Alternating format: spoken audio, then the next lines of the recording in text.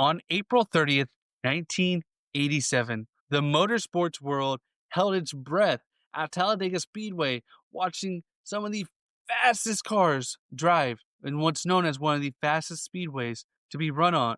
In sports racing, they saw a red Ford Thunderbird do something that had never happened before and rewrite the record books for NASCAR forever, where Bill Elliott set a jaw-dropping record, having a miles per hour of 212.8, a record that has never been matched since, and because of what happened on this race weekend, will never be broken again. There's so much that goes into this story beyond the numbers on the speedometer. It's about a family and how NASCAR had forever changed for the safety of its fans and its drivers. It all happened in one weekend at Talladega Speedway. And join us as we dive into this fast moment in sports history and this race weekend that changed the sport of NASCAR forever.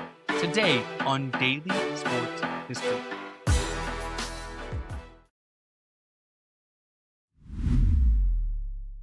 Welcome to Daily Sports History. I'm Ethan Reese, your guide, as you daily learn more about sports history, increasing your sports knowledge. As we dive into Bill Elliott's record speed.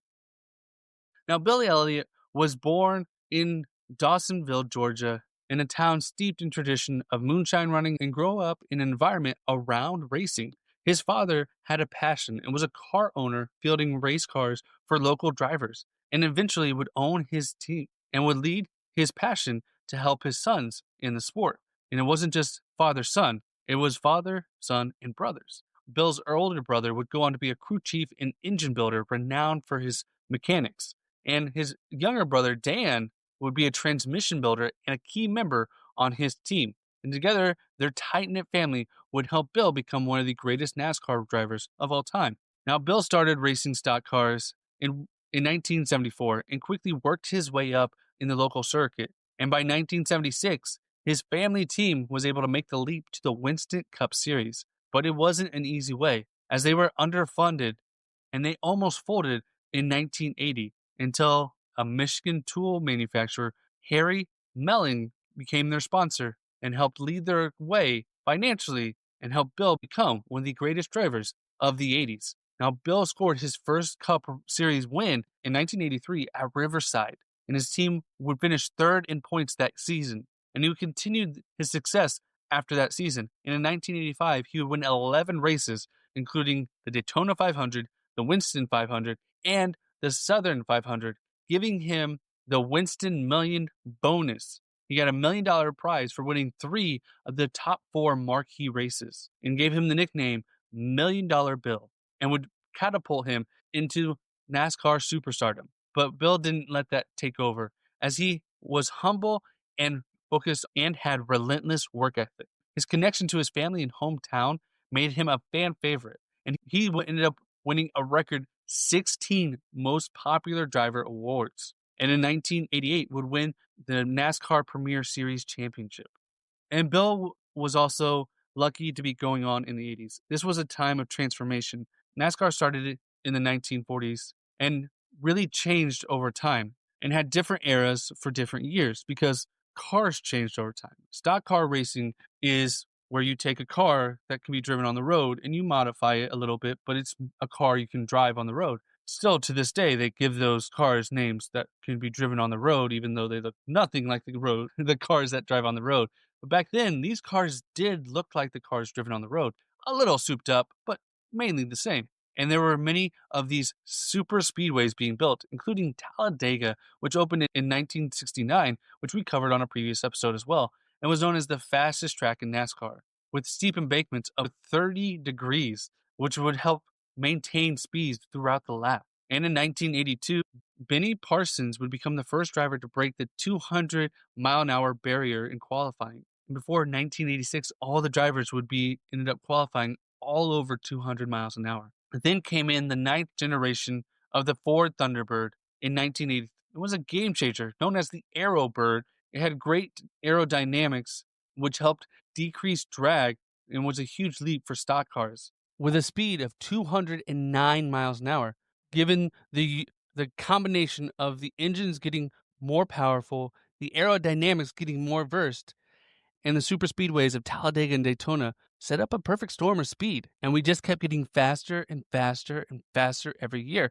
And the next year, on April 30th, 1987, at Talladega Speedway, temperatures were hot in the high 80s and the air was thick as drivers were set to qualify for this year's Winston 500. But it turned out not to be just an ordinary qualifying day, as Billy Elliott would be chasing his own record in a field that was stacked with some of the greatest drivers of all time, including Bobby and Davey Allison, Darrell Waltrip, and Dale Earnhardt. Bill was driving his number 9 Ford Thunderbird for Melling Racing, and he decided to put the pedal to the metal and go for it all to win the pole for this Winston 500. He remained focused as he set out on his qualifying lap, covering the 2.66-mile oval in 44.998 seconds, with an average speed of 212.8 miles an hour, beating his previous record by almost 3 miles an hour.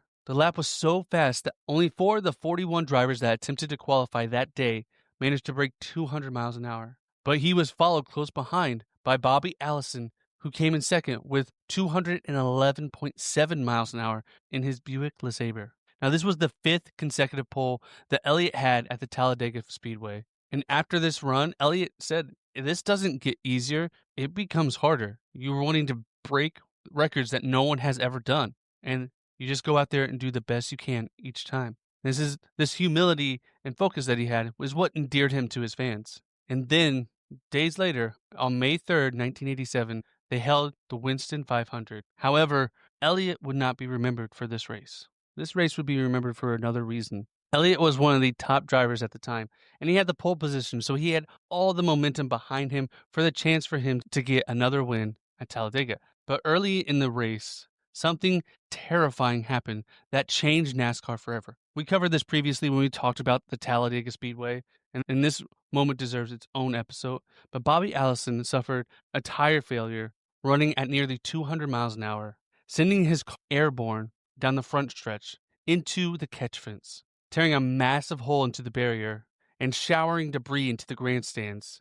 Miraculously, Allison was not seriously injured, but several spectators suffered injuries. And it's hard to watch because it's a scary moment seeing this car fly through the air towards innocent people with no protection other than a fence. And it sent shockwaves through the NASCAR community, and it showed the dangers of continuously increasing the speed of these cars. It seemed like we had reached the limits of what we could do with these cars to be safe. Now, the race would continue after this accident, and Elliott would win the race, finishing out one of the greatest weekends in NASCAR history, setting the record for the highest speed that would never be broken because of what came after this. Immediately following this, starting in 1988, NASCAR implemented restrictor plates for super speedways such as Talladega and Daytona. What this meant was a restrictor plate decreases the airflow into the engine, which means cars cannot approach 210 plus miles an hour. They're usually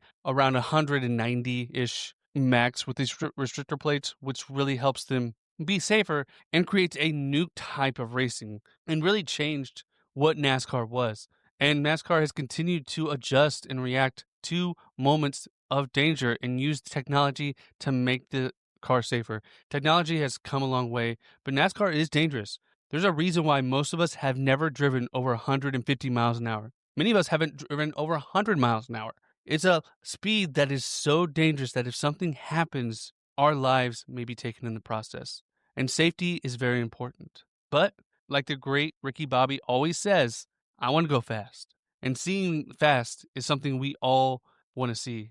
And following this new rule, Bill Elliott's record will never be broken. The time of 212 miles an hour in a stock car will never be broken unless they take away the restrictor plate, which is a safety concern. So it's probably never, ever going to happen, at least in these cars. And Bill didn't end his career there. This wasn't the only thing he did. He ended up with 44 career Cup wins, 55 poles, was this NASCAR Cup Series champion in 1988, and was a 16-time voted most popular driver. And he would pass on the legacy to his son, Chase Elliott, who won the Cup Series in 2020. making the Elliots one of the few father-son duos to win the Cup. Stock cars are cars that are on the road, and the cars we drive on the road are not made to go 200 miles an hour. Most of our odometers, if we still have odometers, instead of the digital ones, don't even go past 150. So there's limits to what you can do. And we reached the limit that was safely done. We didn't want to put safety over how fast we could actually go, which is very important. And really, kudos to NASCAR. They've had a lot of issues in some aspects of safety, but this was a quick change that really may have saved lives. I want to thank you for listening to today's Daily Sports History. If you want more NASCAR history content, check out the Scene Vault podcast, where they talk all about NASCAR history all the time. They interview guests of all types going through their lives and careers connected to NASCAR and giving you all the breakdowns you could ever want to enjoy. We'll put a link in the description for you to check them out and come back tomorrow. And if you enjoyed today's episode, please make sure you leave us a review or a rating wherever you're listening to. 5 stars helps others know how great the show is. And a review, if you want to tell me a topic you want me to cover, do that in a review and I will give you a shout out at the end of the episode. And come back tomorrow for more daily sports history.